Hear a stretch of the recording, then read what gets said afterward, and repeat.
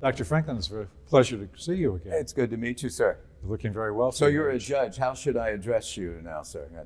Your Honor? Judge is fine. Judge is fine? Very well. And doctor, I presume, will Certainly, that will always do for a second grade dropout.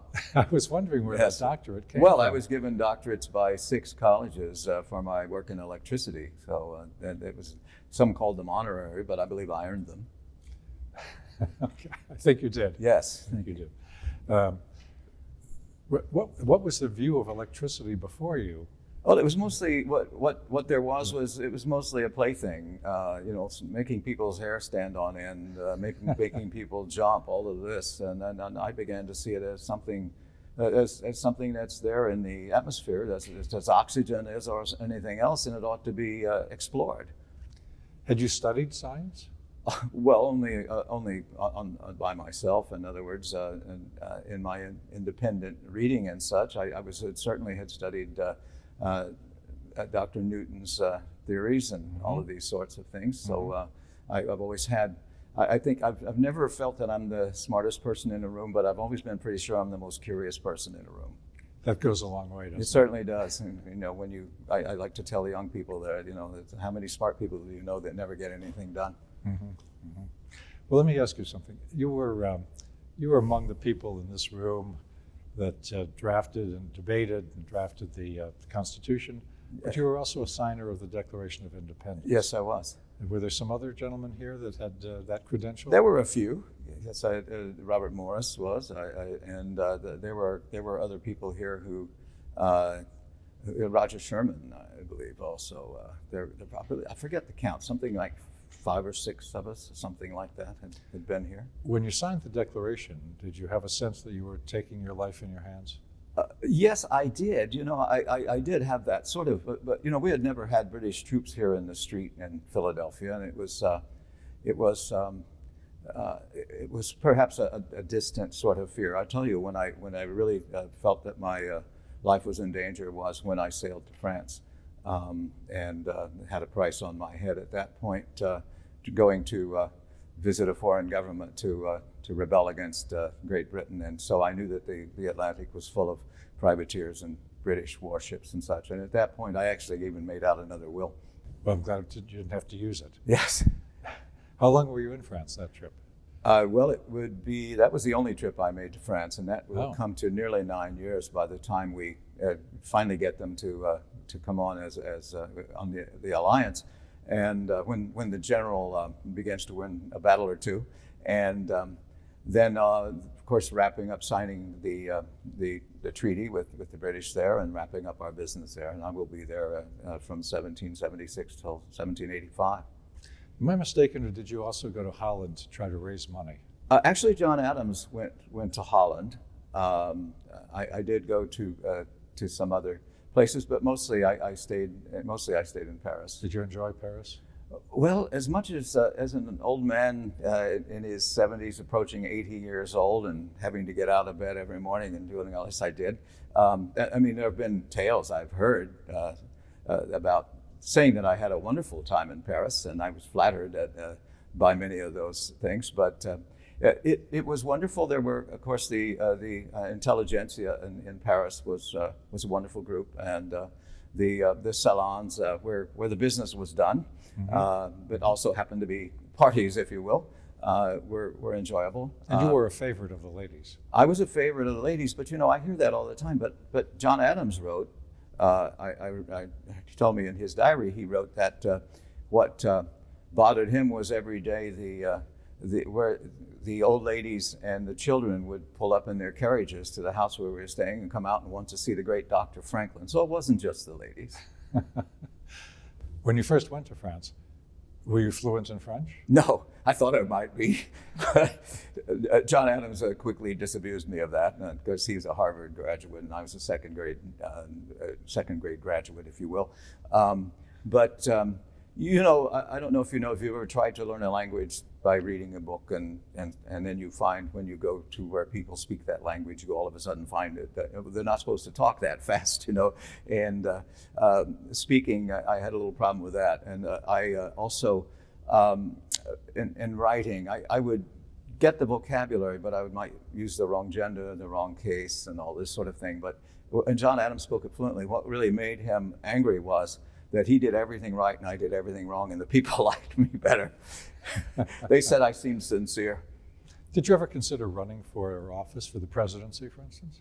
Well, the presidency was not going to happen for me, sir. We will not, we didn't even create that office. By the time we created that office, I was 81 years old, and by the time General Washington actually takes office after the ratification and all that, I am 83 years old and not long for this world, I don't think. So that's one good solid reason. Another reason is that he's the man that everyone wants, and the other reason is I have no idea why anyone would want that job. And first of all, it doesn't suit my skills, as it were. I've never been an executive, so no.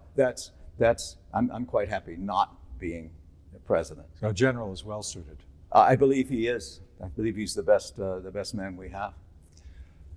Let me take you back a bit. When you were in France, things were going badly over here for part of that time. Indeed. And as I understand it, your son was a loyalist. Well, yes. Do we have to talk about that? I suppose we do. Governor of New Jersey. Governor of New Jersey, a job I helped him get since I had a few positions, the postmaster of the North American colonies and other things.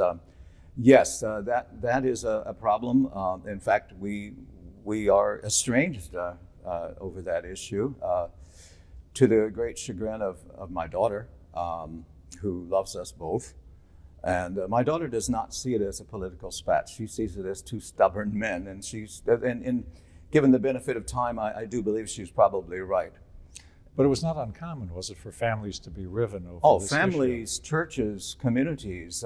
This is a revolution, and it's not. The whole revolution is not taking place between two governments. It's taking place within these colonies and all. Yeah, I think from what I've read, the atrocities committed in that war were as much by one American against another. Oh, certainly. As the British. I mean, here in Philadelphia, the groups of Quakers were taken off to Virginia, and in the wintertime, where many of them died, those who were seen as impediments to the war issue and all this. So yes, it is. There are very stark examples even right here. Well, here we are in this great historic place, Independence Hall, as it's now called. What was it then? The State House of Pennsylvania. And this is the room? This is the room. It looks quite familiar, yes. How long were you locked up in this room drafting the Constitution? Oh, for 4 months, sir. And how did you handle or avoid leaks to the press?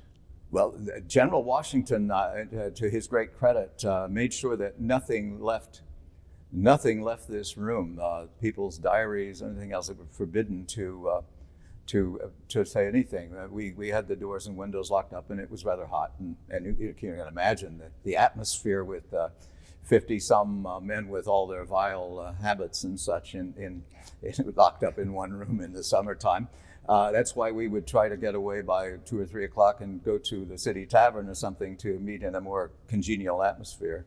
But yes, it was uncomfortable, and it got quite contentious, of course. And the court was going on across the hall, even though our doors were locked up here, so it was noisy. Well, it's been said more recently that 3 people can keep a secret if 2 of them are dead. Yes, I believe I read that somewhere, or wrote that somewhere. Perhaps I'm not sure, yes. It's frequently the case that they come across something that ultimately traces back to you. Well, so I often quote myself, so don't feel bad. So, as I mentioned before, we had a lot of men crammed in a small space here, and very tight, and very many discomforts. My only comfort was it's only 2 blocks from my home, so there were days I had to be carried here because of my legs. But what are the creature comforts, if you will, like in a public building, and like such as the State House here in your day? Well, things have changed a good deal. For one thing, we have a technology for keeping the air cool. Really? How does that work? Room. Yes. Well, it's not to put you on the spot. I know you're not a scientist, sir. But I'm not. But it does involve compressing the air. It keeps the room cool, and as for the noise coming from the proceedings in the courtroom across the way, we now have ways of suppressing noise so that it doesn't penetrate the room. Goodness, Things that's would be a good wonderful. deal more comfortable. Indeed. And I should mention deodorant. Deodorant. Yes, That's something yes. that removes odor. That's right. And people put it on their bodies Really? so as not to stink up the room. That's interesting. Now that's a wonderful invention, sir. Yes, it is. It was late being adopted in France, but they have it now too. Oh, indeed. Well, the French are always different from. They're not like us, sir. No, they're not. But they have In been very many helpful. delightful ways, but also other ways. Would we have been able to win the Revolutionary War without the help of France? No, I do not think so. I don't think so. I think that particularly that Battle of Yorktown, which just said to the British finally that had made them ask us, most of all, is this actually worth it? I think, because it was, above all things, a war of attrition. That not that we ever had superior forces, but they had other things to do, other fish to fry in Europe, and I think that just let them know that this was not going to work out for them. When General Cornwallis surrendered, you may know he played his pipers played the tune "The World Turned Upside Down." Aha. Well, I suppose it had for some of those folks. Yes, well, for the British anyway. Yes. So you were in the course of things, a printer's apprentice and a printer, a publisher. And a fleeing felon. When I left my indenture, I was not only an apprentice, I was indentured to my brother, a legal indenture, and I left 4 years early. Oh, so you fled I fled. from Boston. Yes, from Boston to Philadelphia. And why Philadelphia? That's where I ended up. I found nothing in New York that I needed, and Philadelphia was. I found Philadelphia as to be already the most cosmopolitan place in the colonies, and also it was a young city, 40 years old or so since William Penn had founded the city. But since he didn't spend any time here at all, hardly 4 years of his life, there were challenges here. Nothing existed as far as institutions, but I saw those as opportunities, and so it was sort of a blank slate. You created institutions. Well, we had to. I mean, not I alone. I had a group of young men that I met with that we called ourselves the Junto. There were a dozen of us, and we all had limited education, formal education. We wanted to have families here. We wanted to have our businesses here. We wanted a city that worked. And so you have to create. If it's not there, you can either complain about something. I've never been much about that, or you can try to fix it. What were you complaining about when you created the Postal Service? Well, I didn't really create it, but I improved it. I was complaining about the fact that you couldn't get the mail delivered in certain places. It was slow and all this. I actually got to where we moved it from time overnight from relays and such, and we actually made a profit with it. How long did it take to get a letter from Philadelphia to, say, Virginia? Well, it depended on how you sent it. If you sent it on one of those flyers, those express sort of coaches, it just a few days, but it could take a long time. The biggest problem for me with revamping the Postal Service was that this country, which was founded on the coast, along the coast, and all these cities were along the coast except Philadelphia, and then we had that New Jersey problem, but was people began to move into the interior. So much of my job was traveling and figuring out where to put roads. We had to have roads. So this country was already expanding. I'm curious about in your time how that works. Is it efficient? I presume it's probably faster. I think that I do know a bit about how technology changes and such. But are people still writing to each other? Are people even doing that? People talking to each other? Well, the habit of writing letters has fallen into desuetude, I'm afraid. We send things through electronic means, harnessing the electricity that you've discovered. And so messages can move over wires, believe it or not. Goodness.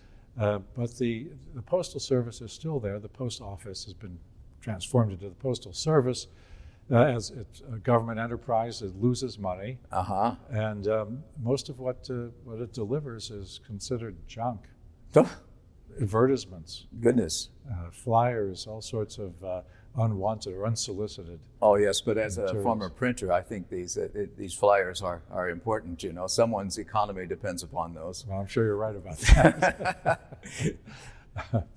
Am I correct in thinking you also created a fire department, perhaps the first fire department? They tell me it's the first fire department in the country, fire company. The company that we created here was. It just seemed there were major fires in many of the cities in the country and among the colonies, and we thought it'd be a good idea to have an organized system, so where you would know. In fact, for the fire company, we got so many volunteers that we began to create off other companies as well. So we actually did several. So it was a private enterprise? It was not a private enterprise. Oh. It was a volunteer public enterprise. Okay. Now the fire insurance company that we created was a private enterprise. I see. That The didn't, board of directors and such. didn't create a conflict of interest then? Oh no. We would still put out anyone's fires because these were row homes. Remember, you couldn't just pick which house you were going to fight the fire for because you've got a whole string of them together. I do have a question for you, Judge. How do such public institutions work in your day? Are they public institutions? You asked if this was a private affair. Are they public institutions, these sorts of things, or are they private as well? Well, the insurance function is private. Yes. The provision of fire protection services, the fire department, is typically a government institution in a larger place, a larger city. In small towns and villages, it's still a volunteer company in many places. Including in my home village in Virginia. Aha. Well, that's good. The volunteers are always needed for many things, and sometimes the public institutions don't cover everything you need. Not many years after the Constitution was in force, we were visited by a man from France. De Tocqueville. I don't know if you knew him. No, I did not. No. And he wrote his observations about this country. And one of them was the remarkable degree to which people came together in voluntary associations to do things, a custom or habit not so well known in Europe. Well, that reminds me too of another visitor from Europe, another institution that we founded here, since we were all men of limited formal education, was a library. We started the library company here, the first public library in America. And there was a visitor who came here from Europe and wrote back that the Library Company of Philadelphia has made the farmers and tradesmen in Philadelphia as well educated as the nobility in Europe. So we were quite happy to hear about that. Well, now we have universal public education. How's that working? Well, I can't say that we're providing the same degree of education, particularly with respect to history and civics. I'm afraid you're not given the attention that you're due. Well, I won't take that personally. I will be disappointed more for the overall concept of knowing our history and our civic responsibilities, because you have to see what's not only the great things that have been done, but you have to see what failed. And this is just like scientific experimenting. It's the failures that ultimately make things happen. And I think the same thing is true about history. You have to see what doesn't work, or you just keep trying the same things over and over. Well, our history is often described as the American experiment. Aha. Is that how you viewed it? Well, I certainly think it was an experiment. Certainly when we drafted the Constitution, we knew it was an experiment. It was never perfect. I don't think any of us had any illusions about perfection, but we hoped that it was, many of us knew something had to be done, and we hoped that it was the best thing that we could do at the moment. Well, I've thought of it since then as more or less perfect. More or less perfect. Well, tell me this: now we did create a system where one could change the Constitution, and how has that worked for you folks? Well, the Constitution has been amended by the process you left us in Article 5. It's been amended. Well, there are 27 amendments. Really? Yeah. But the first 10 came very early on. Aha. Indeed, in the first Congress, they were proposed and ratified by the states. We call those the Bill of Rights. The people didn't at the time, I understand, but have since come to call. Well, I that know the that Bill there of were Rights. certain delegates, certainly George Mason, for example, who would not sign the Constitution because there was no Bill of Rights or Declaration of Rights. Well, that view carried the day, and indeed, Massachusetts was not going to ratify it unless a Bill of Rights was added. Hancock, the governor, came up with this formula of let's ratify it on the understanding and with the proviso that the first Congress will add a Bill of Rights. Well, that's understandable with Massachusetts in particular because the rest of us were not so heated up about British atrocities and such for many years, but everything was happening in Boston for such a long time, with troops being quartered in their homes, soldiers taking the dock jobs, all of these things. So I can understand how Massachusetts would be very particular about specific rights. But as you said, Mason, George Mason, who would not sign for want of a Bill of Rights, was from Virginia. Yes. So, which didn't have that sense of being occupied the way Right. Boston did. Was this something that was divisive in the deliberations? It was. I mean, it was certainly discussed, and I think that ultimately it was one of those things that we had decided should be done, but the clock was running for us, and some people were even suggesting that we disband, come back in a couple of years, but I just thought that would be an absolute disaster.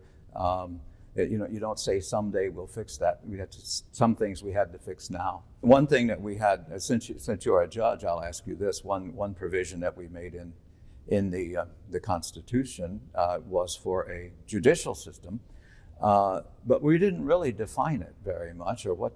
When we established a Supreme Court and other courts, but we did not really define what the Supreme Court would do. I'm sure that has been, I'm sure, expanded over the years and such. Can you tell me about that? Well, as you know, the provision is for a Supreme Court and such inferior courts as the Congress may Right. from time to time establish. And my work indeed has been on an inferior court, the Court of Appeals in Washington, which is, of course, the capital. And the number of federal judges now around the country approaches 1,000. Goodness. And that I can only imagine how many lawyers there might be. That sounds distressing to me, sir. Well, it takes a great number of lawyers to serve. You know, I this large proposed that judges be selected in the Scotch system, as I called it, by lawyers, thinking that they would choose the best qualified person to sort of get him out of the way so they could divide up his business. And that was not taken seriously, apparently. Well, that's not the way it's done, but the lawyers do have some influence or make indeed. suggestions as to who should be Indeed. a judge. I hadn't thought of that motivation. Yes. That's quite interesting. But I always have an agenda with that sort of thing. You see. I always assume that lawyers have that sort of agenda. Well, they say in a small town, one lawyer can't make a living, but two can thrive. When it was all over, Yes. when you'd been here for months in the heat of the summer, Right.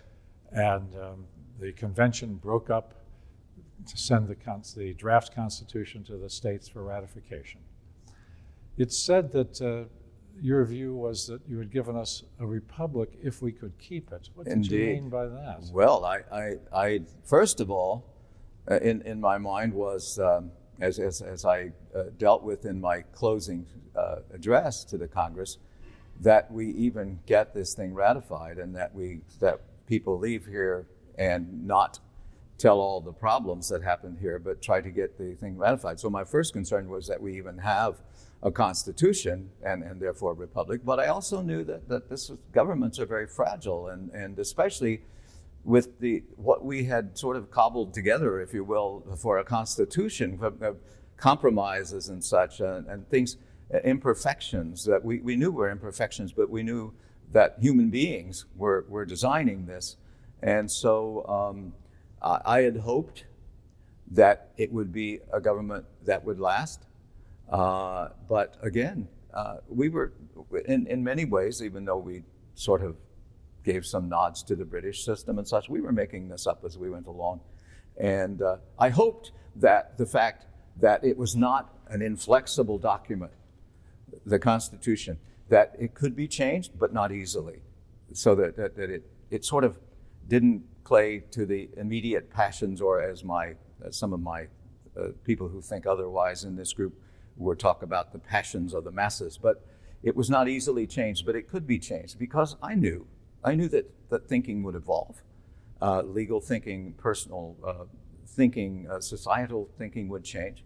So I'd hoped that we had imbued the Constitution, should it be ratified, with the mechanisms to make it last, to address the problems of future times. So there was hope in my heart. Yes. People now say it's too hard to amend the Constitution, and they're often content to let the Supreme Court effectively amend it by reinterpreting. Oh, the Supreme Court. Oh, now you've told me a bit about what the Supreme Court does do now. All right. Well, I don't know. I do believe that the Constitution, as we wrote it, states that it can be amended, and there is a process, and it takes into consideration the fact that there are many divergent views among these sort of local prejudices, local views and such among the various states. And I do think it's difficult to change, but I don't think it ought to be easy. How many states do you have? There are 50 states plus the District of Columbia. And there are more than 300, about 330 million people. Goodness. How many were there when you left? Oh, I don't know, perhaps a couple of million. I don't know. Now, are they coming from, they must be coming from all over. This proved to be a magnet. The Constitution that you gave us proved to be a magnet attracting people from all over the world. And for a century, people came primarily from Europe, and now for the last century, from literally everywhere.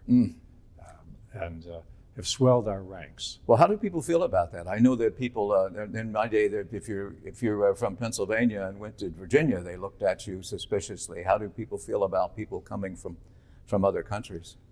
Quite differently. Some people welcome them warmly and say we need more skills, more labor, more creativity as new people come, and others fear that their jobs will be taken away by the competition of new arrivals, or that the people coming here will be seeking not opportunity for personal enhancement, but rather for nefarious purposes. So it's been divisive in recent years, and it has been at different times in our history divisive. But it's been our pleasure and our fate to grow by taking ideas and people from the whole world. Well, I know from being in Philadelphia in my time, Philadelphia was the most cosmopolitan of the cities in this country, and we had people coming from more than 20 nations here, and they did contribute much. And some of the people that we had from abroad that helped in our war effort contributed much. But I know people in the colonies and later in the States here, there are many people who are suspicious of anyone who's not like them or outsiders, you know. So Philadelphia remained our largest city for a century. Really? When it was finally eclipsed by New York. I hope I gave them enough money. Well, I hope they invested it wisely. Yes, it grew as a financial center, among other things, and was eclipsed by New York only when New York and Brooklyn merged into one great city. Indeed. So, let me ask you about slavery. Some of the colonies represented here had extensive slave populations, others very few. I understand slaves were to be found everywhere, including even in Massachusetts and New England. Although the institution was very much limited there. Yes. So how was that dealt with I realize that it never shows up in the Constitution. Well, Why no, not? and it's deliberately. But first of all, I have a personal connection, which I can't deny. History is history, and we must all face it. I was engaged in the ownership of a few slaves for a period of years. Here in Philadelphia? Here in Philadelphia, yes. Well, slaves were sold here in Philadelphia, sir. But I was persuaded, I began to be persuaded by a Quaker neighbor of mine who had a school for young Negro children, as we called them, that he kept saying, Franklin, come see my students here. And I visited many times and wrote that I saw that given the same opportunity, they were every bit as able to learn and every bit as intelligent as the white children, and began to change my thinking about that. I think we grew up in a society here in this country and in many other places, I'm sure, that just accepted that certain people were inferior to other people, and that we didn't question too much the concept of owning them. And of course, there were other places, states, particularly in the South, where slavery was the basis of the economy. So it was a difficult thing, and we had to have 9 states ratify the Constitution. It became apparent quite early that if we addressed the issue of slavery, we were not going to get 9 states to ratify this Constitution, and it had to be one of the things that, unfortunately, we had to put off into the future. Again, another thing that made it obviously not a perfect document, but just what we could do at the time.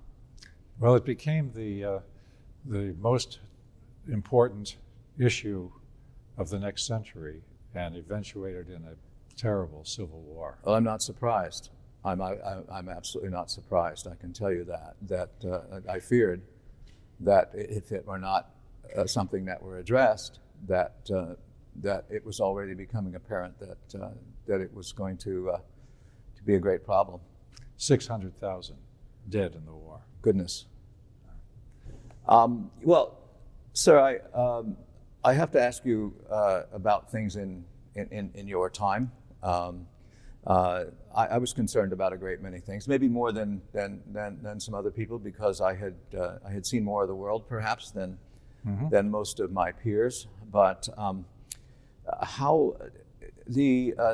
I was concerned. One thing that I've always been concerned about is the education of the populace. We touched on that earlier, but I wonder how educated is this country in your day? What's the level of education? Not just the quality, but are most people literate? Are most people educated and informed, shall we say? Well, literacy is very widespread. It's not universal, but it's very close in this country. And literacy is almost essential these days for any job.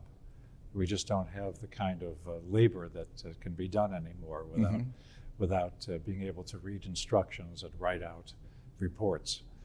A great percentage of the population goes on beyond secondary school into university education, but the education they get is perhaps not quite as rigorous as it was in your day. I think it's fair to say that our college graduates are comparable to persons who did finish 10 or 12 years of education in your day. Oh goodness, what happened? Well, that's a sad statement to make, sir. Of course, some are very well educated, yes. and as much or more so than anyone could have been in your own day.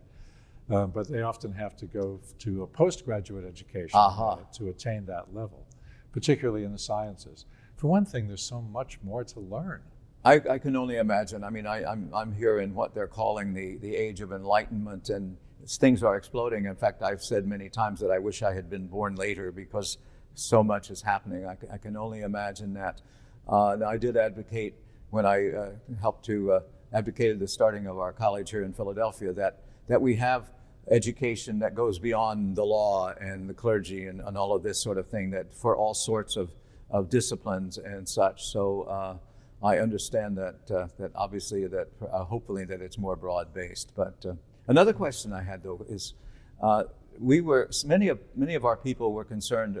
Here we were a young nation, and probably needed help at times, as we did during our war. But many of our people were concerned about the danger of foreign alliances. Even my good friend General Washington, I believe, mentioned the danger of foreign alliances. What's the state of of the sort of the relationship between America and the rest of the world in your time.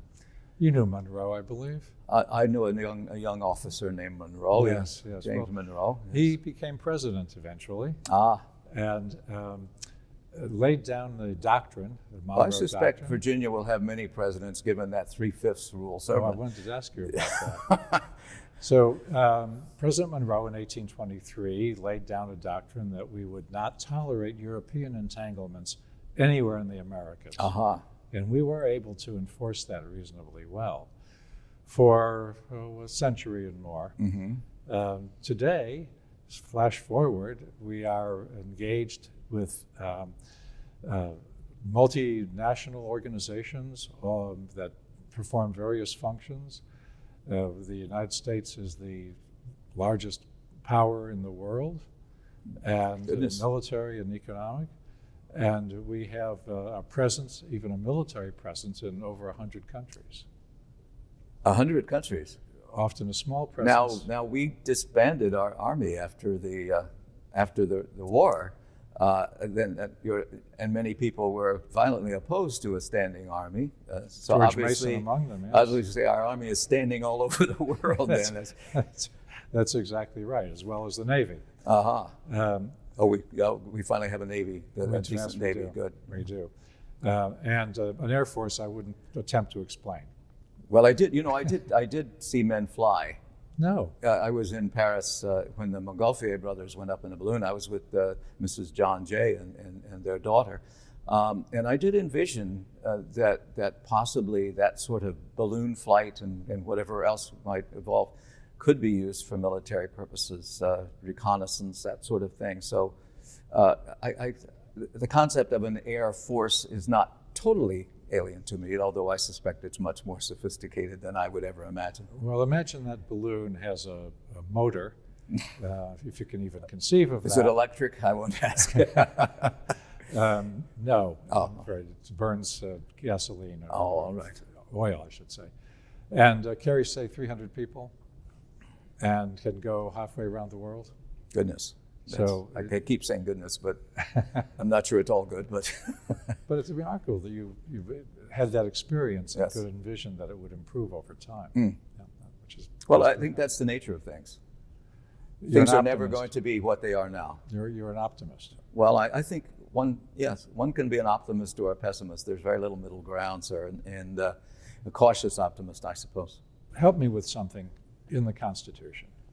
The composition of the House of Representatives. Yes. That is determined by population. Yes. But the population of the slaves in the southern states. Yes. were not fully counted. They were counted 3/5. Can you explain why that came out that way? So it was a compromise, like many other things, that the issue, because they were viewed not as people but property, and it was a way of calculating, as far as I can remember, it was a way of calculating the wealth of the states, and that even though these were not people, they were counted as 3/5 of a person, and even though they couldn't vote, someone could vote for them, it would appear. So it was to give these more agrarian states, I suppose, a little more representation, and indeed, I believe it has added immediately one representative to the state of Virginia, just the sheer number of slaves. Well, 5 of the first 7 presidents came from Virginia. That doesn't surprise me, given the 3/5 clause of the Constitution and the counting all of those slaves. But in fact, Virginia had so many slaves, they said they had to stop importing slaves. Who were the other 2 that were not from Virginia? Well, it may surprise you, but John Adams. Goodness, people like John Adams now. He was not popular. Well, he was, of course, I suppose he was Mr. General Washington's vice president. So yes, so it seemed a natural succession. He was there. Why move him, right? And then sometime later, his son, John Quincy Adams. Oh, that's interesting. Well, that young man is most capable. I do know that from the age of 14 or so, we saw a lot of capability in him. He was very talented. So, yes. And after his term as president, he returned to the House of Representatives, where he continued to inveigh against slavery. Goodness, yes. So he went. He has been a congressman and then president, and he actually goes back to Congress. A humility not unlike that of General Washington, who, of course, resigned after 2 terms, and whereas he could have stayed on as long as he lived. Well, I think General Washington saw, first of all, I think he saw the necessity of the world, seeing that we were not working under a monarch here. Plus, I know he misses the farm, Yes. his vine and fig tree, if you will. Yes. Doctor, it's a pleasure I never thought I'd have to meet you and to talk with you. It's been just delightful. Well, thank you so much. It's great to meet you and to have a conversation with you, and I've certainly enjoyed it. As have I.